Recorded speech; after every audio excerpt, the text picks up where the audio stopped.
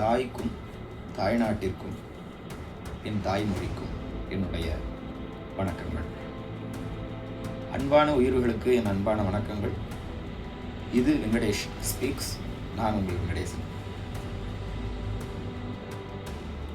இந்த வீடியோ வெளியில் பப்ளிஷ் ஆகக்கூடிய நேரத்தில் நாம் எல்லாரும் நம்மளுடைய ஜனநாயக கடமையை நம்ம செஞ்சிட்ருப்போம். ஸோ நம்மளுடைய ஜனநாயக கடமையை நாம் எந்த விதத்தில் செய்யணும் அப்படிங்கிறது நமக்கு தெரியும். நாளை போய் எல்லாருமே ஓட்டு போடணும். ஸோ 100% ஓட்டு வரணும் அப்படிங்கிறது தான் இலக்கு, இல்லை அதான் முடிவு. ஆனால் ஏன் நாம் ஓட்டு போடணும் அப்படிங்கிறது, இந்த 100%, அதாவது 100% இலக்கை நம்ம ஏன் தொடணும் அப்படிங்கக்கூடிய கேள்விக்கு வெளிநாட்டிலேருந்து நம்ம நாட்டுக்கு வந்து நிறையா பேர் வந்து மருத்துவ உதவிகள் வந்து எடுத்துக்கிறாங்க. எய்ம்ஸ் ஹாஸ்பிட்டல் டெல்லி, நம்ம சென்னைக்கு இந்த மாதிரிலாம் வராங்க. ஸோ இந்த மாதிரி வரக்கூடியவர்கள் எவ்வளவு சிரமத்தை அனுபவிக்கிறாங்க அப்படிங்கிறது நம்ம பேப்பர், டிவி மூலமாக நம்ம பார்க்குறோம், தெரிஞ்சுக்கிறோம். அன்றாடம் நமக்கு தெரியுது. வெளிநாடுகள்லேருந்து இங்கே வந்து மருத்துவத்திற்காக வரும்போது இதை ஏன் இப்போ இந்த இடத்துல சொல்கிறேன் அப்படின்னா, நாம் நம் நாட்டில் இருந்துட்டு நம்மளுடைய மருத்துவ சேவையை, அது மாதிரி இருக்கக்கூடிய சேவைகளை நம்ம வந்து மிகவும் சுலபமாக எடுத்துகிட்ருக்கோம். அதுக்கு காரணம் என்ன? நாம் இந்த நாட்டினுடைய குடிமக்கள் அப்படிங்கிறதுனால. இந்த நாட்டை தேடி மற்றவங்கெல்லாம் இங்கே வராங்க அப்படின்னா, அவங்க இங்கே வந்து அந்த மாதிரியான சேவைகளை அவங்க நாட்டை விட இங்கே நிறையா கிடைக்குது அப்படிங்கும்போது அதை எடுத்துக்கிறதுக்கு அவங்களுக்கு தடையாக இருக்கிறது எது? இந்நாட்டினுடைய குடிமக்கள் இல்லை அப்படிங்கக்கூடியது. அப்போ நம்ம இந்த நாட்டினுடைய குடிமக்களாக இருந்துட்டு நாம் இந்த நாட்டினுடைய குடிமக்களாக இருக்கக்கூடிய தகுதிக்கு காரணமே நாம் ஓட்டு போடுறது தான். ஸோ அந்த ஓட்டை நாளைக்கு நாம் கண்டிப்பாக செலுத்தணும். அந்த ஓட்டை நம்ம செலுத்துறதின் மூலமாக நாம் இந்த நாட்டினுடைய குடிமக்களாக இருப்பதற்கு நன்றி கடன் செலுத்தியதாக அது ஆகும். சரி, நாளைக்கு ஓட்டு போடுறதுல, அதாவது இப்போ நீங்கள் ஓட்டு போட்டுட்ருக்கீங்க அப்படின்னா, இப்போ இது பார்க்கும்போது அநேகமாக இதை நான் 22 இதை நான் பப்ளிஷ் பண்ணிடுவேன்.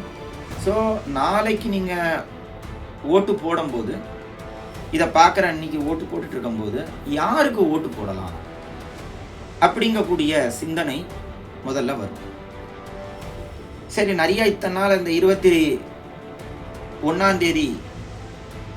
மாலை வரைக்கும் 5 மணி வரைக்கும் நிறையா பரப்புரைகள், நிறையா துண்டு பிரசுரங்கள், நிறையா podcast, videos, YouTube, WhatsApp, Instagram எல்லாத்துலேயும் பார்த்துருப்போம்.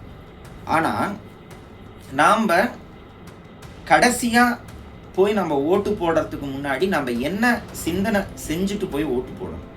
ஆக்சுவலாக நம்ம என்ன சிந்தனை செஞ்சுட்டு போய் ஓட்டு போடணும் அப்படின்னா, நம் வாழ்க்கை நாளை ஓட்டு போடுறதுனால, அதாவது நம்ம ஓட்டு போடுறதுனால நம்மளுடைய இந்த நாடு முடிஞ்சு போயிடணுமா, அல்லது நம் குழந்தைகள், அதாவது பார்க்குறவங்க எல்லாருக்கும் குழந்தைங்க இருக்கும் இல்லையா?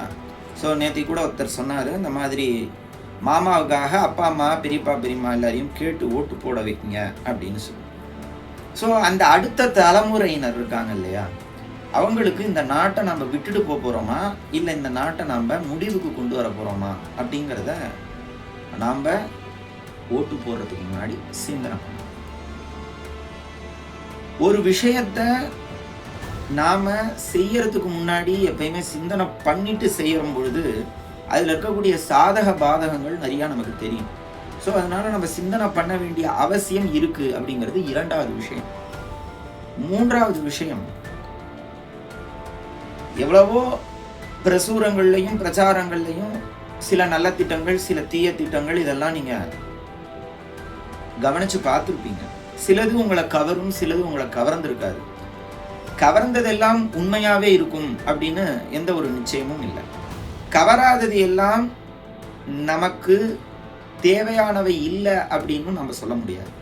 அதனால் நம்மளுடைய மனதை கவரக்கூடிய திட்டமாக இருக்கிறது அப்படிங்கிற ஒரு விஷயத்துக்காக நம்ம ஓட்டு போடாமல், நம்மளுடைய சிந்தனையை தூண்டக்கூடிய திட்டங்கள் ஏதாவது இருக்கு அப்படின்னா, நல்ல திட்டங்கள், அந்த திட்டங்களை உடைய கட்சிக்கு நம்ம ஓட்டு போடக்கூடிய ஒரு விஷயத்தை நம்ம செய்யணும் அப்படின்னு நான் நினைக்கிறேன். இது 3வது விஷயம். அதே போல 4வதா, நம்மளுடைய முன்னோர்கள் இந்த சுதந்திரத்தை வாங்கி கொடுத்தாங்க, இதெல்லாம் எல்லாருக்குமே தெரியும். ஆனா அவங்க வாங்கி கொடுக்கும்போது எதை சுதந்திரம்னு சொன்னாங்க? நம்மளை நாமே ஆள்வதற்கு அப்படிங்கிறது தான் இந்த சுதந்திரத்தினுடைய மிக முக்கியமான ஒரு அடிப்படை கொள்கை. ஆனா இங்க நாம ஆள்றோமா அப்படின்னா, இங்க நாம ஆளல. அப்ப நம்மளை யார் ஆள்றா அப்படின்னா, நம்ம பணம் தான் நம்மளை ஆளுது. அப்ப பணம் நம்மளை ஆழ்ந்தா நம்ம இன்னும் சுதந்திரம் வாங்கியிருக்கோம்னு அர்த்தமா அப்படின்னா, நம்ம சுதந்திரம் வாங்கல. அப்ப நம்ம பணத்தை ஆட்சிக்கு கொண்டு வரணுமா, இல்ல பணத்தை ஆட்சிக்கு கொண்டு வராம நம்ம ஆட்சியில உட்காரணுமா? அதாவது நம் சொல்லுபடி கேட்கக்கூடிய ஆட்சியாளர்கள் இருக்கணுமா அப்படிங்கிறத நம்ம சிந்தனை பண்ணிட்டு ஓட்டு போடணும். இது 4வது. அதே போல 5வதாக, எவ்வளவோ திட்டங்கள் நமக்கு அறிவிக்கப்படலாம். சிலது அந்தந்த கால சூழ்நிலைக்கு ஏற்ப இருக்கக்கூடிய திட்டங்கள் அப்படின்னு நம்ம அதை எடுத்துக்க முடியும். ஆனால் எக்காலமும் பொருந்தக்கூடிய திட்டங்கள் எதுவோ அதை அதிகமாக அறிவிச்சிருக்கக்கூடிய கட்சிக்கு நம்மளுடைய ஓட்டை நம்ம செலுத்தணும். அதன் மூலமாக நமக்கு பணம் நமக்கு என்றைக்கும் எக்காலத்திற்கும் உதவக்கூடிய திட்டமாக அது இருக்காது. ஏன்னா இதுவே போன 5 ஆண்டுகள் நமக்கு 1000 ரூபா கொடுத்தது, இந்த 5 ஆண்டுகள் அந்த 1000 ரூபாவே கொடுத்தா நமக்கு பத்தாது அப்படிங்கிற எண்ணம் வரும். ஏன்னா என்றைக்குமே விலைவாசி ஏறிட்டு தான் போகும்.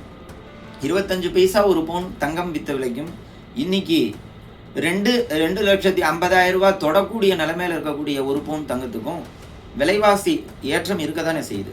அதுபோல் நம்ம 1000 ரூபா கொடுக்கக்கூடிய திட்டத்தை யோசனை பண்ணி நம்ம போட்டோம் அப்படின்னா அது நிரந்தர திட்டம் அல்ல. அப்போது நிரந்தர திட்டம் அப்படிங்கிறது என்ன அப்படின்னா, இருக்க இடம், உடுத்த உடை, உண்ண உணவு இப்படிங்கக்கூடிய 3 முக்கியமான அடிப்படை ஆதார தேவைகள் அப்படின்னு சொல்லிட்டு நம்மளுடைய சட்டம் சொல்லுது. நம்மளுடைய கான்ஸ்டிடியூஷனல் நமக்கு கொடுத்துருக்கக்கூடிய அடிப்படை உரிமை. இந்த அடிப்படை உரிமைகள் நமக்கு நிறைவேற்றக்கூடிய கட்சி எது அப்படிங்கிறத தான் நம்ம பார்க்கணும். உணவு நமக்கு ரொம்ப முக்கியம். காசு நமக்கு 2000 ரூபா கொடுத்தாலும் பத்தாது, 20,000 ரூபா கொடுத்தாலும் பத்தாது. அப்போ உணவு தேவை, அதை தன்னிகரற்று நமக்கு அதை பூர்த்தி செய்யக்கூடியவர்கள். இப்போ 70 ரூபா இன்னைக்கு அரிசி வித்துட்டு இருக்கக்கூடிய காலகட்டத்தில் நம்ம 2000 ரூபா வாங்கினோம்னா அது 80 ரூபா ஆகுமே ஒழிய கண்டிப்பாக அது 50 ரூபா ஆகாது. அதனால நம்மளுடைய உணவை நமக்கு போற்றி நமக்கு அதை பூர்த்தி செய்யக்கூடிய உணவை நமக்கு தயாரித்து கொடுக்கக்கூடிய